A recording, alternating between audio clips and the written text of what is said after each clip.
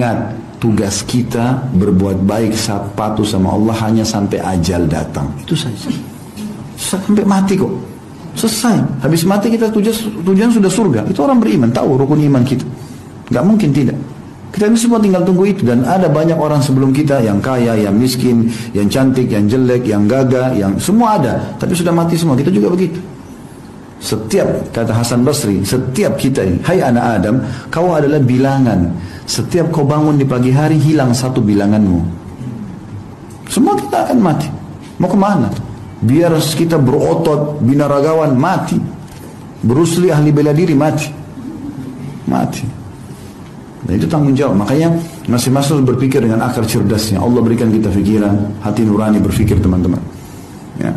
Dan ingat, setiap ada penyampaian peringatan begini, tidak usah lihat yang bicara, jangan lihat saya, dengar apa yang disampaikan.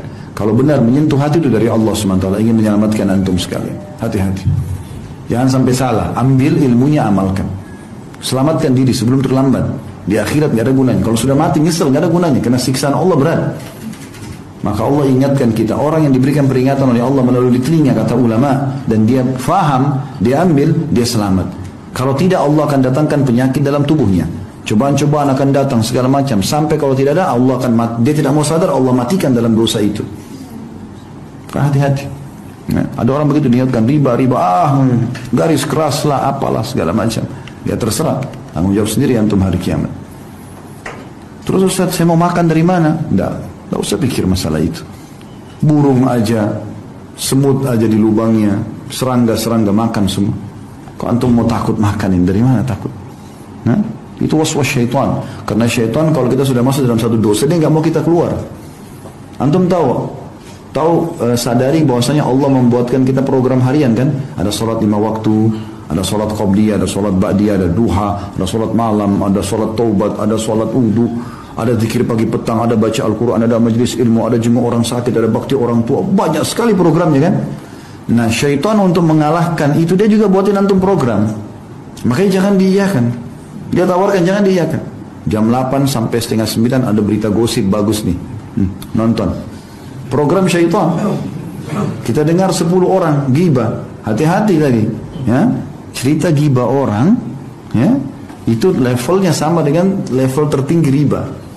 Antum bisa minta maaf kah itu?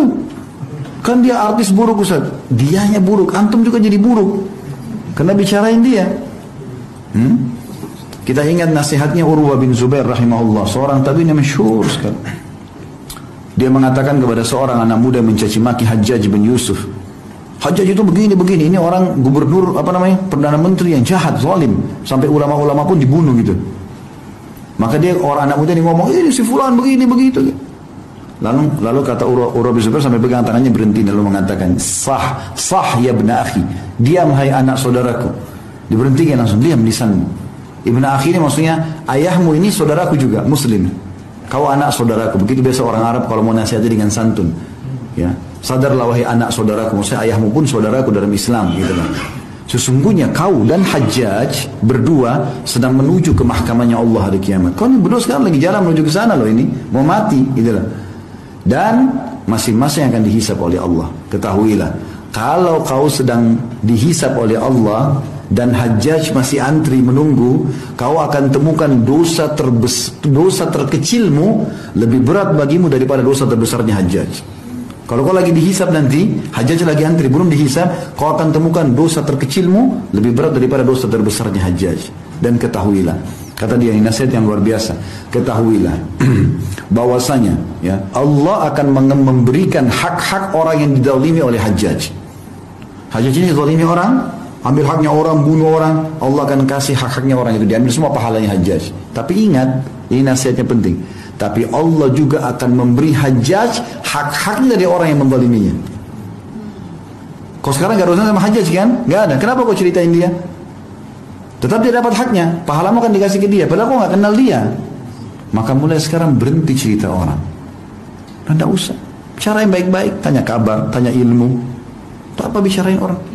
Begitu buka WA pertama, WA-nya sudah tahu belum? Langsung gosip duluan. Sudah tahu belum? Sudah tahu apa? Istrinya orang, suaminya orang, kerjanya orang, apa ini? Ya akhi, buka pertama Al-Quran. Saya mau berbagi teman-teman, sudah ada di aplikasinya Nakhtim. Sudah pakai?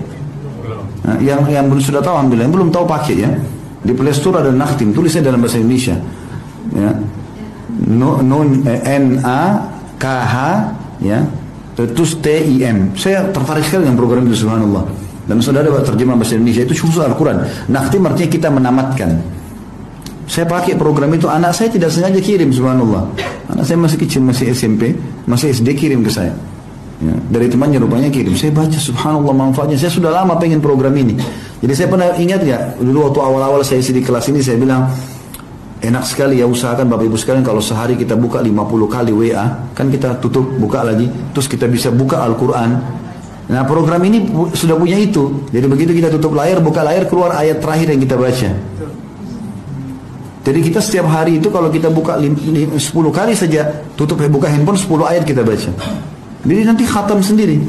Dan di situ subhanallah kita bisa ada gambar foto, kita bisa foto ayatnya, lalu kemudian kita bisa share ke orang. Ayat itu bisa tertarik kita masalah ayat masalah neraka misalnya, mau ingatkan orang masalah riba, kita langsung bisa kirim.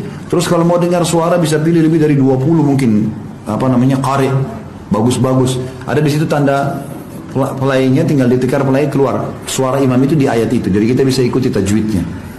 Nah, ini coba teman-teman, daripada kita buka pertama cari berita apa di YouTube, gosip film, coba Al-Quran, baca 10 ayat 20 ayat, baca ayat itu bicara dengan hati manusia ya. Harusnya hati-hati.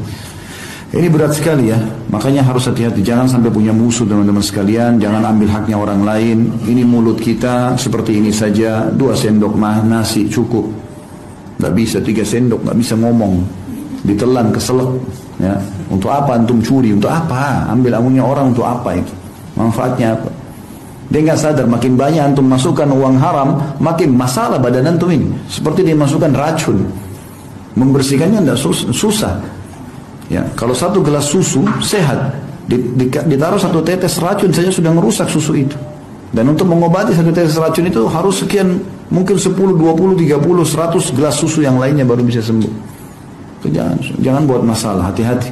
Kita cuma bertahan hanya sampai ajal saja. Ajal kita nggak tahu kapan. Dan di antum usahakan ke sana, amal antum perlu dengan amal saleh. Ustaz, saya digosipin orang, saya difitnah, biarin aja. Kalau antum nggak apa-apa, yang penting antum benar. Bagaimana cara menghadapinya? Sabar. Apa itu sabar? Ya kita kalau ditanya jawab. Kalau enggak ya sudah, kita santai aja. Pasti kembali kepada pelakunya. Pasti. Antum kembali ke surah Fatir, surah nomor 35 ayat 43. Coba buka kalau punya program Al-Quran. Ya. Fatir ayat surah nomor 35 ayat 43. Di situ di antara potongan ayatnya Allah mengatakan, "Wala yahikum makru sayyi illa bi ahli." Tidak, pelaku tipu daya itu pasti akan kembali kepada pelakunya. Tidak bisa. Orang mau gosip, orang mau fitnah, tidak usah pedulikan. Sudahlah, antum jalan biasa saja. Seperti antum tidak dengar. Kalau antum ada orang perlu antum luruskan, di tempat kerja antum luruskan secukupnya. Sudah, selebihnya itu sudah. Orang lain mau bilang terserah.